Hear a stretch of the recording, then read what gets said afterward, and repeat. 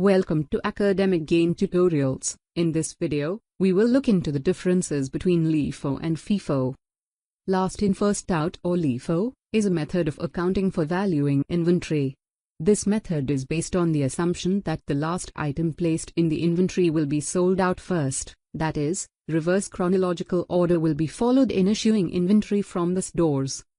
Whereas, an asset management technique, in which the actual issue or sale of goods from the stores is made from the oldest lot on hand, is known as first in first out, or FIFO. It follows a chronological order, that is, it first disposes of the item that is placed in the inventory first. So, let's look into the basic differences between LIFO and FIFO in a tabular form.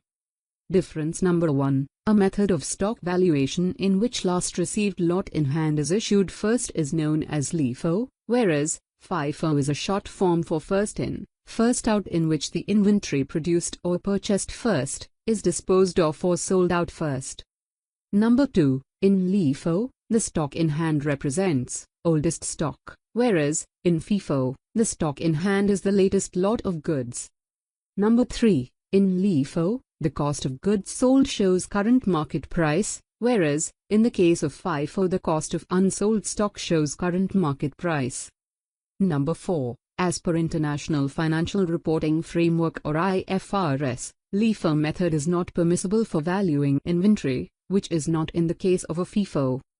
Number 5. In LIFO, income tax shows minimum amount when there is inflation in the economy, whereas, in FIFO, in inflationary condition, income tax shows a higher amount. And difference number 6. In LIFO, in case of deflation, larger amount of income tax is shown, whereas, in FIFO, reduced income tax will be shown in deflationary conditions.